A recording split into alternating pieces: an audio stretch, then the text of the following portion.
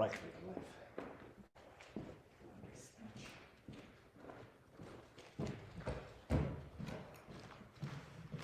Good evening, everyone, and welcome to the Illinois Symphony Orchestra's Sunday at 6 recital, broadcasted from the Millikan University.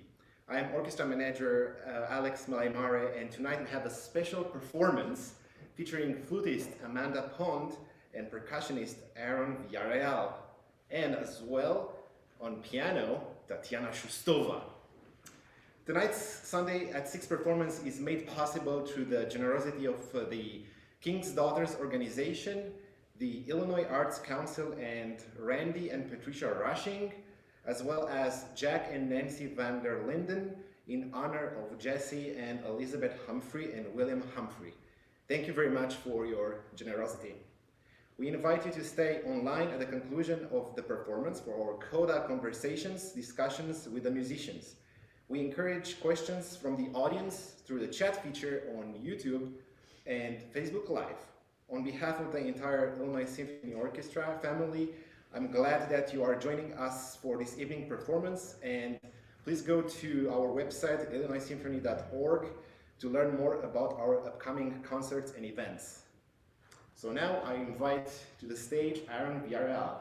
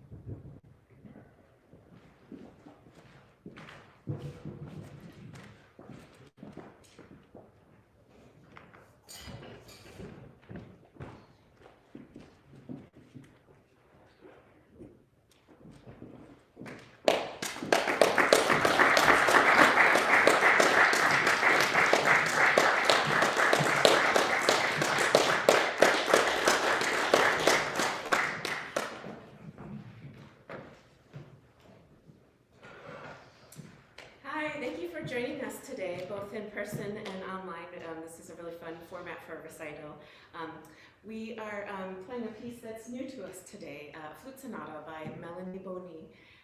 She published under the pseudonym Mel Boni. She was a woman composer who wrote in the early 1900s. She wrote this piece in 1904. She was French, and she studied the Paris Conservatory about the same time that Debussy did. She was discouraged in her personal life from composing, but had much professional support amongst her colleagues and friends. And so she had long periods where she didn't compose and others where she really flourished as a composer. The subtitle of this piece is Belle Époque, which means like the beautiful era or the beautiful period, fine period. It sort of refers to a time in France and Europe, sort of 1880 to the beginning of World War I, which was known for its relative peace, prosperity, and sort of a beautiful environment for cultural stimulation, basically. And so, this sonata has 4 movements, and I hope you enjoy it.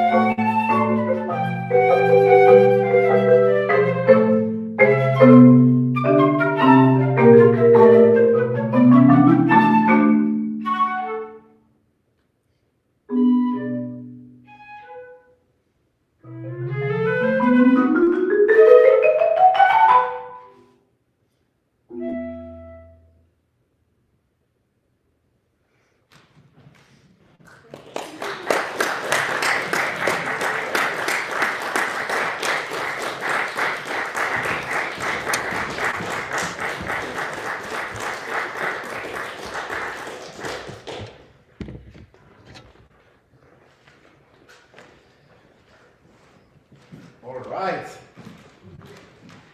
Now it's time for Coda Conversation with our musicians here. Let's sit up.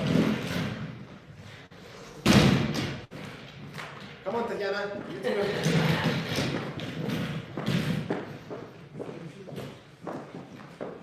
All right, lovely performance, and we have a lot of comments. Beautiful, amazing, woohoo, Amanda, great job, fabulous, and also one of our listeners online said album time, which I also agree with. We don't have yet any questions from the online audience, but perhaps the audience here present might have some questions. I'll start. Let's go maybe quickly by presenting yourselves to our audiences. Start with you, Aaron. Yeah, so my name is Aaron Villareal. I teach percussion here at Millikan University. I regularly, play with the Illinois Symphony Orchestra as well, and so lovely opportunity to come and play for you all. Yeah, thanks for having me. Amanda? I'm Amanda Pond. I also teach here at Millikan University, University of Illinois Springfield, and I'm second flute in Illinois Symphony Orchestra and have been here, I think, 14. I've been here as long as Trevor has, so we're freshmen together. So whatever, as many years as Trevor's been there. Tatiana.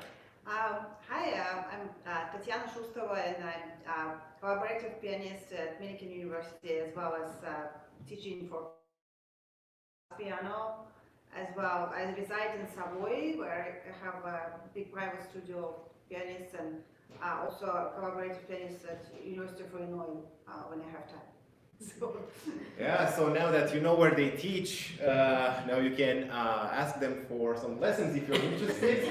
I want to ask you about let's start from the end, the last piece. It's not very common, at least for me, to see this duo, flute marimba. Is that right? Yeah, there's actually there's a decent amount of duo repertoire for flute and percussion. You kind of got to dig around a little bit, but it's an interesting pairing, definitely. Right. Yeah. Yeah, this is the first time that I've played with marimba, but I have no colleagues who definitely have a regular duo and with. Oh. Yeah. And can you tell us a little bit about this piece? How did you arrive to it? And yeah. We discovered it on YouTube, as one does. Michael Iorio is a composer, so he is a young man. He's based, I can't recall. East Coast? Yeah. I believe in Pennsylvania. And so this was called the Isle of Skye. So it was, it's a small little island in Scotland, and it's meant to depict sort of geographical and sort of mythical elements of that area. So I think it's pretty evocative in its own way.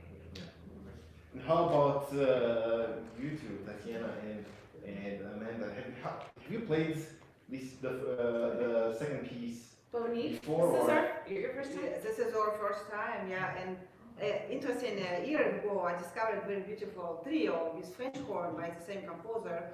So I sent Amanda a link, and then Amanda found this sonata which from the same composer, and yeah, I fell in love immediately with music. I think it's a very beautiful piece, not often performed. Wow, it didn't sound like the first time they played. Thank you. All the three of them. Thank you. I have a question, and I'm more of a curiosity.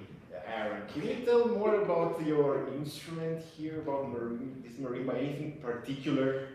So this is a 5-octave marimba, and so this is typically the largest sized mallet instrument that we play. It's a beautiful instrument. Hopefully it kind of came through in the recording, but in a hall like this, it resonates a whole bunch. And so being able to hear it in a hall like this is really special. Obviously you probably noticed we play with 4 mallets a lot. And so that's always a fascinating technique for people. Usually people are pretty fascinated by just that. Just if I hold 4 mallets, that's plenty. But yeah. So anyway, it's a fascinating instrument. I sort of consider it like the grand piano of percussion, sort of in terms of like the literature that's been written for it. I mean, so anyway. Oh, that's very cool. Let's see, any questions here? I don't see any.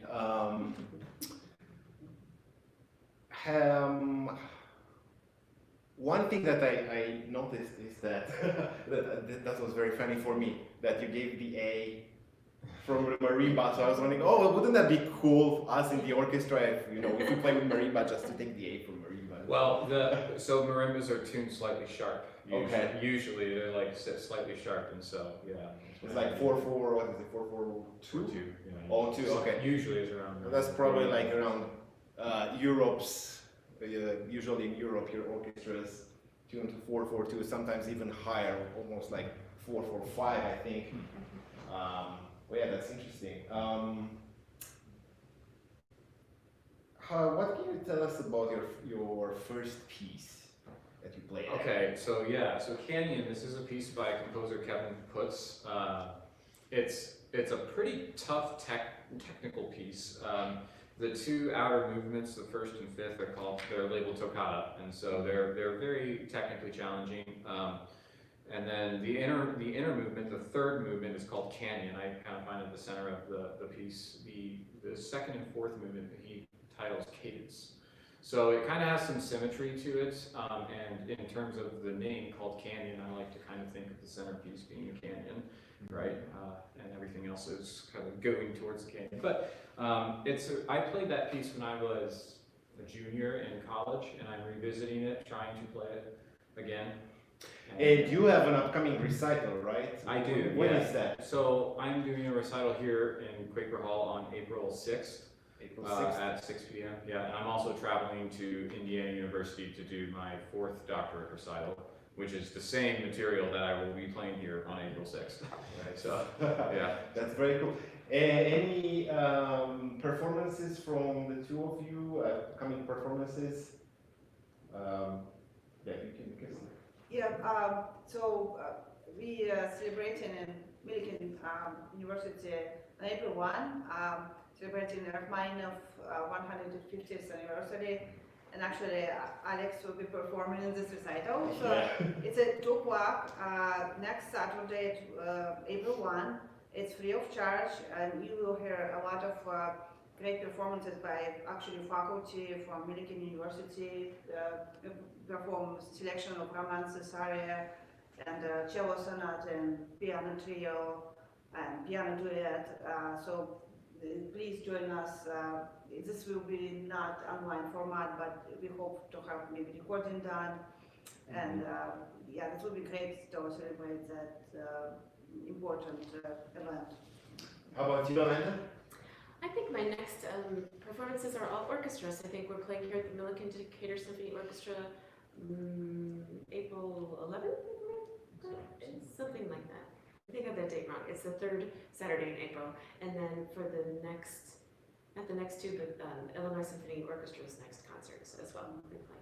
Yeah, so plenty of concerts coming up here in Decatur as well in Springfield and Bloomington. And speaking of our next performances, we have Illinois Symphony Chamber Orchestra performing on April 14 at the First Presbyterian Church in Springfield, and April 15th at the Second Presbyterian Church in Bloomington. And we will perform a very interesting program. It's all string orchestra, music inspired by Pink Floyd and the Beatles, as well as Japanese music inspired. And we feature our principal flutist, Kimberly McCool-Riesinger, and she will play concerto by Jolivet. And we also welcome guest conductor Andrew Jun Che, who will conduct those concerts, as well as the Masterworks 4 concerts coming up in May. So I would like to remind you to visit our website, illinoissymphony.org, for all the remaining performances of this season, and join us, as I know you always do. Any questions from the live audience here?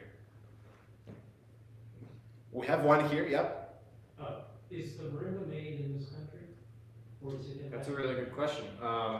The maker of this particular marimba is a guy named Doug DeMauro. I think he lives in, like, Nebraska. He lives in, like, Oklahoma or some random place. But he gets, so the wood that's used for the bars is Honduras rosewood, and it's actually kind of is going extinct around the world, and so I know a lot of marimba manufacturers are stockpiling up on this wood because it's kind of going missing, after a while. So it's very hard wood and it's very dense, and so when we hit it, there's not irregularities in the wood, and so it's what's sought after for it. But, yeah. So it's custom made then? Oh yeah, It's yes.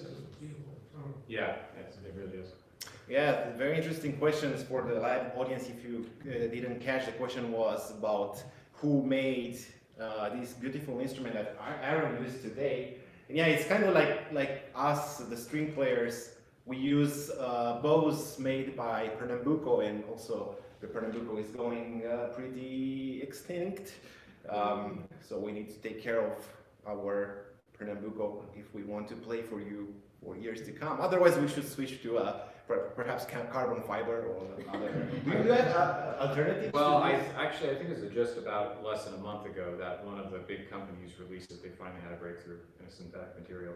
Oh, So yeah, so that's actually a very positive thing. that's awesome. Well, apparently we don't have any other questions. Thank you very much for joining us today. And before we go off, I would like to also say thank you to Millikan University School of Music and director Brian Justison for lending us this beautiful hall from which we streamed these beautiful musicians and their music for you today. Thank you very much, and join us in our future concerts. Bye.